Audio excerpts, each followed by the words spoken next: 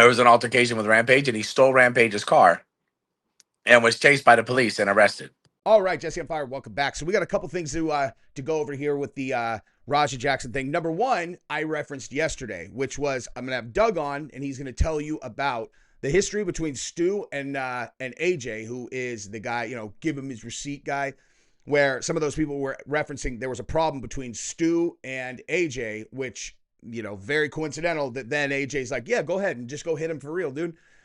Just go hit him for real. Even though, obviously you're greenlighting some unhinged lunatic to go, who's a pro fighter, to give him a real shot when you have a real problem with Stu. And so Doug is going to come on here shortly, and we're going to talk about the entire thing. And one of the main parts that we're going to talk about is the history between those two, why they both have the same D3 tattoo, and so on and so forth, and how all of that came together. And as an added bonus, we're going to find out about a previous arrest involving Raja and Rampage that I don't think anyone knows about. Only Doug heard about this from a police officer who's involved in like a high-speed chase arrest where Raja had stolen Rampage's car.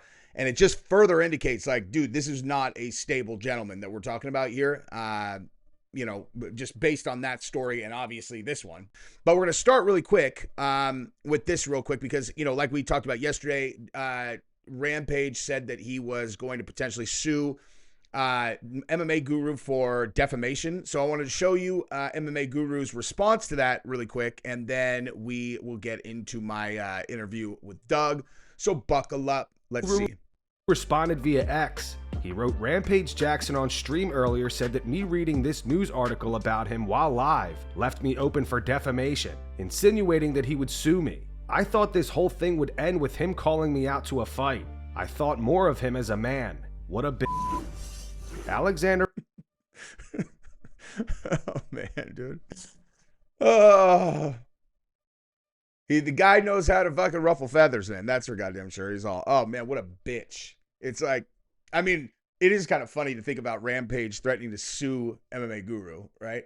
Like, that is a little bit funny. Like I said, though, I do feel for Rampage. And now, I want you guys to check out my interview with Doug, and let's rock and roll. Doug has a lot of new insights. Go ahead and subscribe to the channel if you haven't yet, and ring the bell.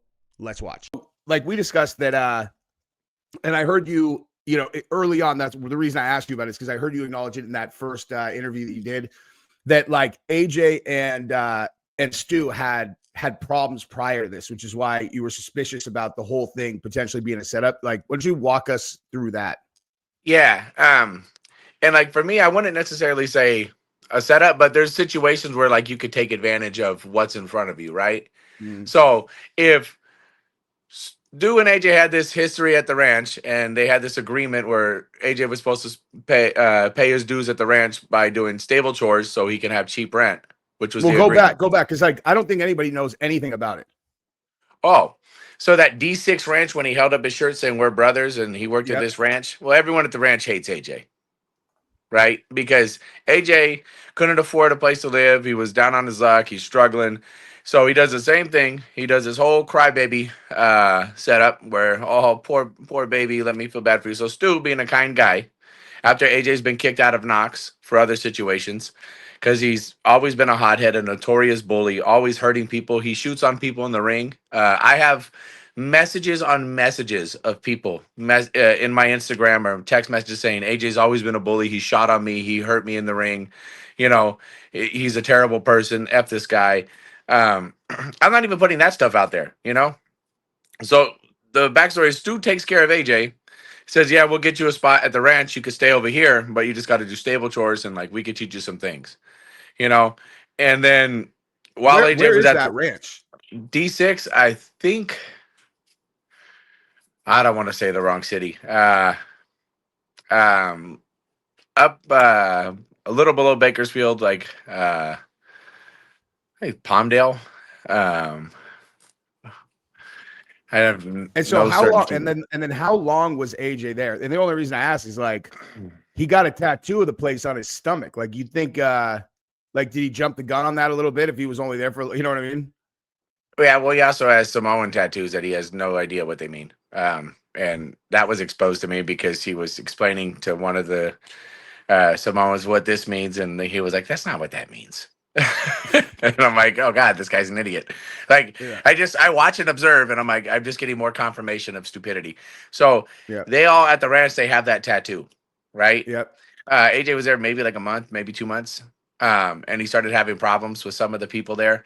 They're taking advantage of me, this and this. I'm the only one doing this. Just the whole victim card, right? And like when you're in that type of environment with those type of men, you don't complain about the work that you agreed upon doing. And then they're doing you. Yeah, I mean, you probably are going to do more because you're new. Like, that's how that Yeah. works, dude. Yeah, You well, know, the new that guy was in the firehouse, probies, they do all the work. yeah, You know? and like that was Stu's thing. Like he thought paying his dues was only a month. Like so, Stu gives him all of this his own personal time. He even taught him how to change his oil. The guy doesn't even know how to change his oil. He doesn't even know how to get tires for his vehicle when his tire popped. I bought him 2 tires, or I was gonna buy him 1 tire, and then he says, "Oh, well, if you buy 1 tire, you got to buy 2, right? Can you buy me 2 tires?" I'm like, "Bro, I'm already doing you a favor." And then he wanted me to tow his car, and I said, "Just call the tire shop. I'll get you 2 used tires." Well, how do I do that? That's how useless this man is. So then he's at a ranch now. Stu taught him how to change his oil. And then every day we were subjected to Instagram videos of the cringiest shit ever. Like, every man should change their own oil. He was so proud of himself. I'm like, You're yes, like, I dude, agree. I talked to you that like 5 minutes ago. Yeah. And it's like he's parading everything around, but it's like this. He wants the recognition for all the hard work that he doesn't really do. Like he put on the cowboy hat after he's been at the ranch for 2 months, and now he's a cowboy and trying to convince everybody that there's real cowboys in Samoa. I don't know if there are or not, but like whatever he finds that confirms whatever narrative he wants to put into his head, he runs with it. Yeah. So that's the nature of that person. It's he doesn't hold any weight with anything that he does, just like because he doesn't do anything long enough to be a professional. Yep. He's a So floater. Like he yeah, floats. yeah. For instance, just look at the videos he made. The accent switching. Yeah, that was weird. Yeah, whatever's convenient enough to tell his story, right? So then at the ranch, they were done with him at the ranch. I said, "This guy's got to go." They fired him. So they fired him from the ranch? Yeah. Okay. I mean, I wouldn't want somebody that toxic around. Totally. Yeah, the work's already hard. I don't need a miserable prick here to make it harder. Yeah. So he's done with the ranch, and he comes back down, and he has this new vehicle, and I'm like, oh, this and that, and then I talk to Stuart, and he goes, oh yeah, I gave him that car. I'm like, oh, you sold it to him? He goes, yeah. He's like, I know he's not going to pay it back, but it is what it is. Oh, so like he fronted him the car, and AJ's like, I'll start paying you for it. Yeah. Like, jeez. Yeah, which is anybody who knows AJ knows that's a mistake. So what? Like, why does AJ have a problem with Stu? Like, the guy gives him a car, gets him a job at the ranch. Like, you know what I mean? Like, seems like he'd be the last guy you'd have a problem with. For the same reason he didn't apologize for bringing Raja to a show where all these kids are now traumatized. Yeah, he's always the victim. The man doesn't know how to take accountability for anything in his life. You know what I mean? Like he's just that there are those people out there that think that they're the victim to every story. That's the problem. Like, that's my biggest beef with AJ is you never once apologize. I feel so bad for the kids, the parents, and everybody that showed up. Like, that's the biggest weight on my heart is that all of those kids were there, and that breaks my soul. This guy doesn't give a shit about anything but covering his own ass. When I put into the group chat that I was done, and I put the video of AJ saying tag his shit in the wrestling group chat, and I said I'm out. That I quit that day. The minute I saw that video, I quit. I said I'm done.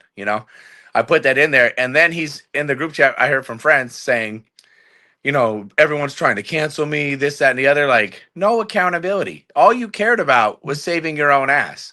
Yeah. So then he apologized to Stu? And if he did, it I don't know. It'd be like swimming with a crocodile. Yeah. Like, I don't trust anybody like that. Like, you've already shown me enough over the course of knowing this person that everything out of your mouth is self-preservation.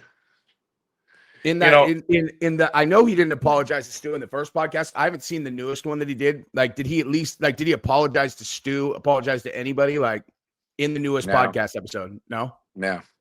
He was too busy. He turned everything into an attack on me, saying, and I just laughed. I thought it was hilarious. And I heard it. I was on the chat, so I immediately got in the live comments, and I said, yeah, this is the Doug he's talking about. I still say, fuck that guy. Like, I don't care, dude.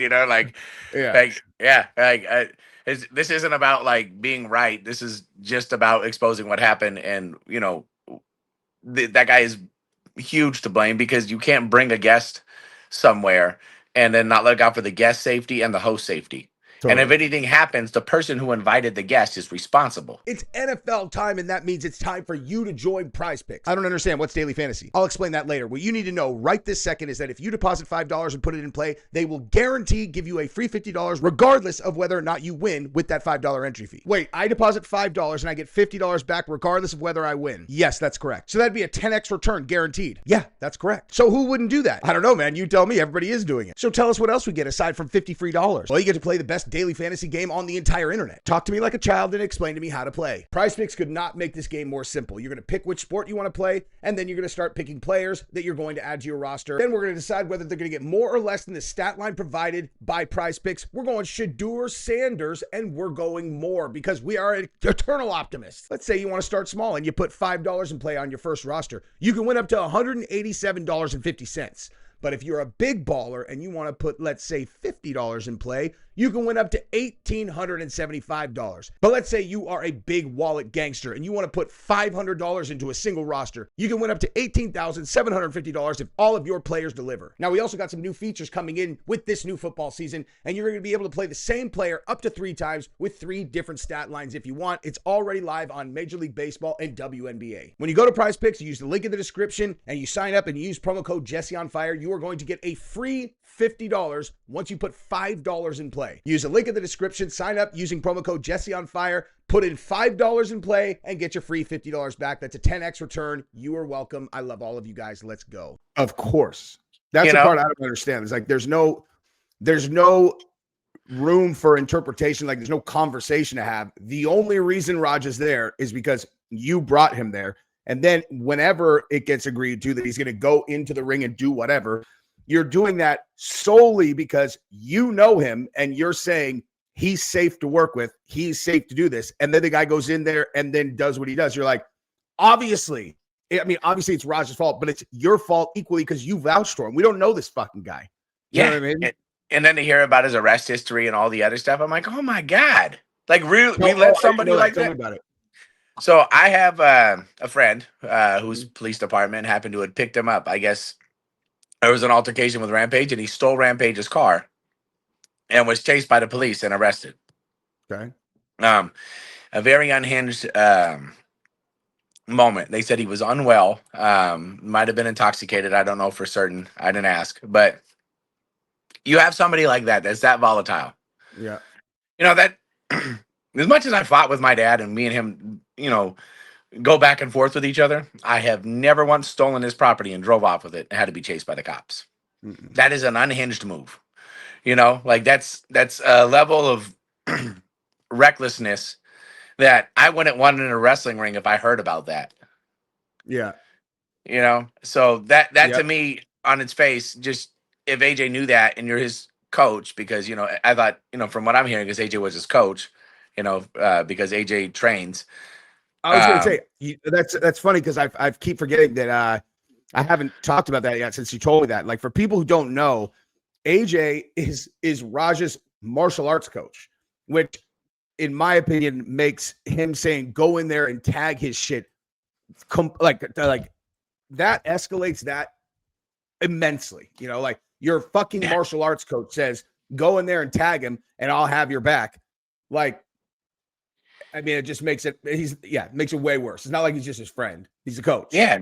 No, when it's your coach and they tell you to do something, you're believing in your heart of hearts that this person has the experience and the guidance to make sure that I'm doing the right thing. Yeah. That's the whole point of having a coach, that to me on his face, there's so many wrong things that he did. And then the funniest thing from the live stream that happened is Conrad is a very smart interviewer. So he asked him, he goes, "Oh, you didn't know they were streaming that day?" "No, not when I told him, this and that. When I said tag him or give him a receipt, I was working, I was in character, And he was like, "Huh." And he goes, "Have you ever live streamed with him before?" And he goes, "Yeah, the day before we did a live stream." You just told on yourself, dum dum. Yeah. Like, and then Conrad called him out on it. You know what I mean? But then that also, he's like, "Hey, is it the same cameraman? Yesterday when you were streaming and that day, or yeah, that's absurd." I've seen him in multiple streams with Rampage and Raja. Like, of course he knew they're streaming. Yeah. And then the backstory is, the Rampage and Raja have supported AJ throughout his whole career.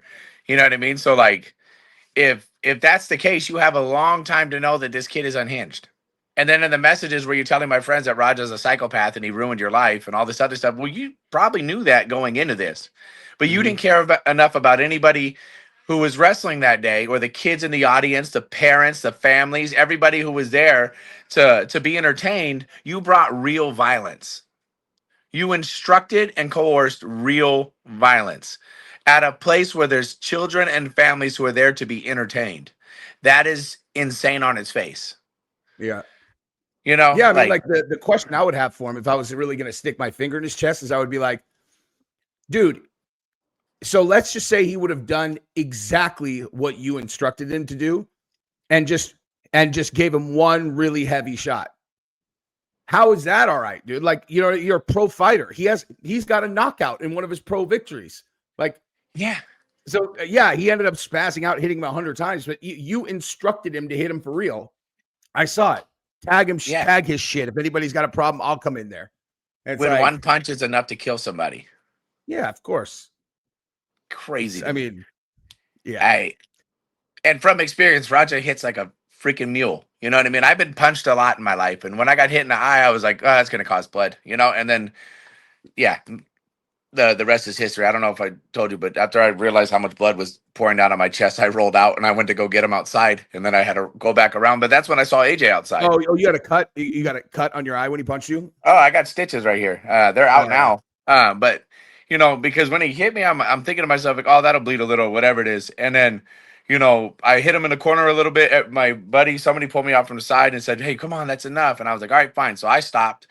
And then I'm sitting there, I'm waiting, and then they start walking him out the front. I thought they were going to hold him until the cops came. And then I realized they let him out the front. I tried to go out the front and grab him, and then everyone stopped me from going out front. So I ran out back, and I said, fuck it, I'll get him again outside. I don't care. So I went outside and tried to go the long way around to get him. AJ was sitting on a chair outside, not doing a damn thing. Getting ready to call him on the phone and be like, "Hey, man, you didn't have to do that." You're like, I mean, you told him to do it.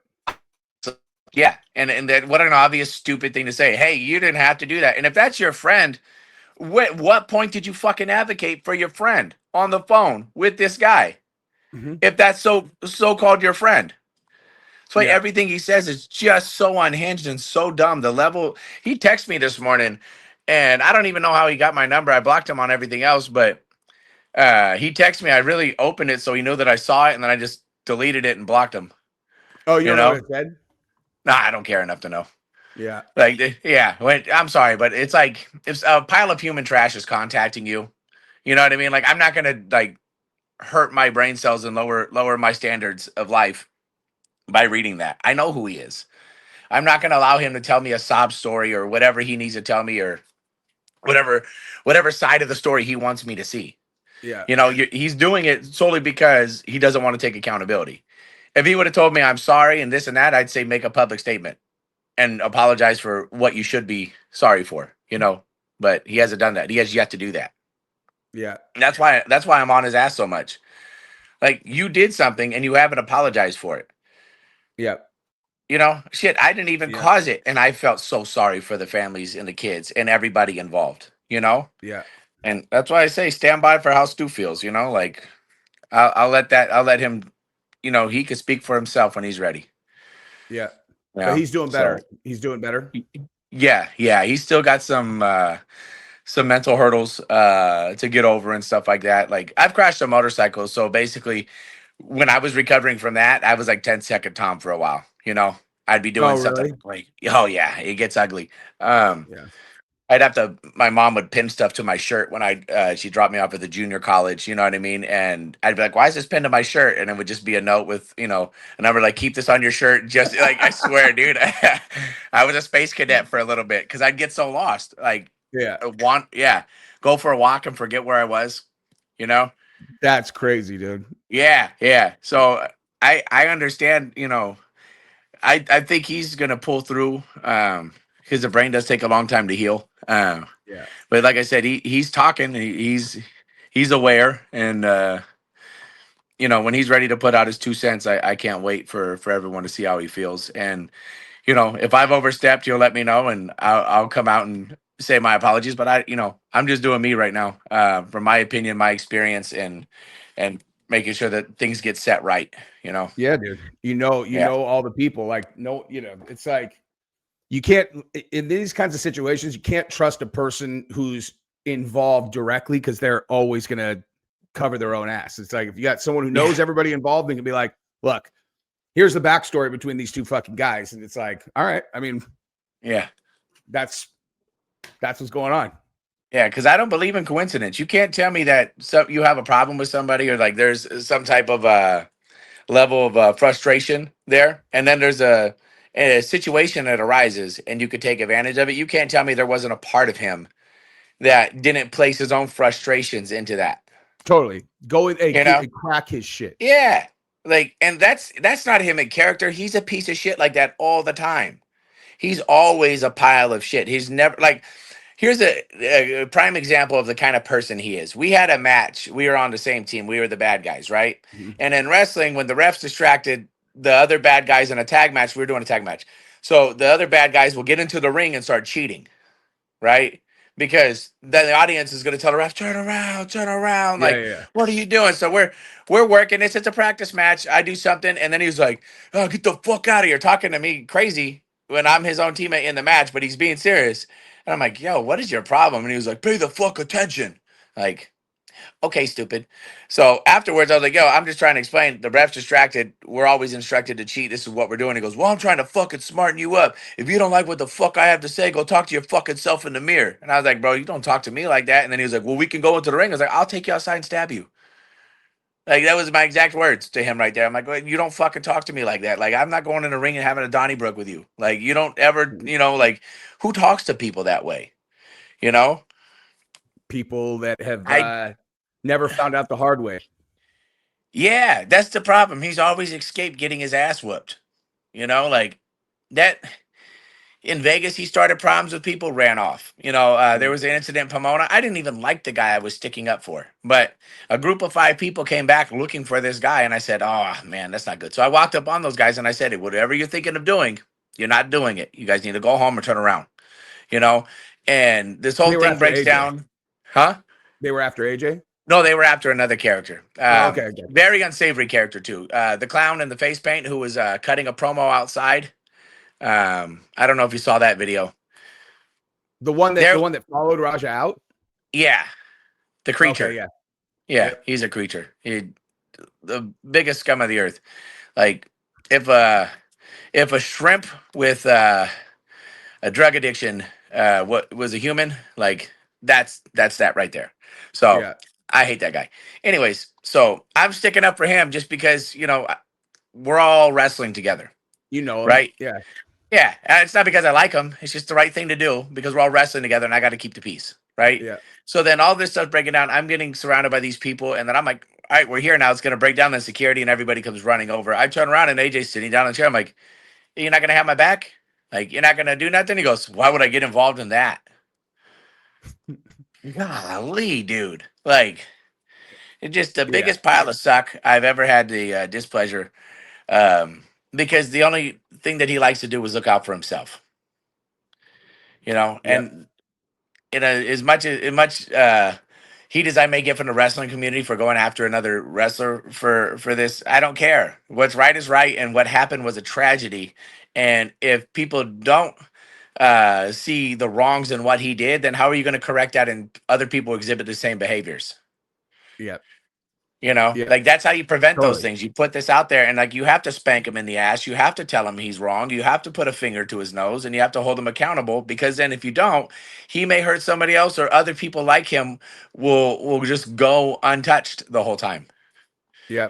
Yeah, you tell the story so that people who listen are like, oh, all right. So I guess, first of all, I mean, like, number one thing that people could take from this, if they were going to take anything, is like, if you're responsible for bringing someone into a situation where you're the one who knows them and vouches for them, you're responsible for whatever they do, period. Like, yeah, if there's nothing, people don't take anything else from this thing, that should be the number one thing that they take from it. Agreed. It's just like, you are responsible for anyone that you bring into a situation where no one else knows them. That's it. Yeah, exactly. You're responsible for their safety and the group's energy. Yeah. Like it's yeah. How insane. Could you imagine having somebody come over your house and be like, hey, I brought my friend. You'd be like, I don't know him though. Why would you bring him over to my house? And then he burns my house down, and you're like, yeah. What the fuck, dude? Yeah. He's like, what, dude? He's the one who did it. You're like, what the fuck was he doing here? Yeah, you brought him, dickhead. Yeah. It's such a simple breakdown, but it seems to be overlooked. Yeah, for sure. Well, awesome, man. I appreciate you coming on, and no problem, brother. We're gonna wrap this up. I'm gonna call you right now, though. I'll call you in a second. Oh yeah.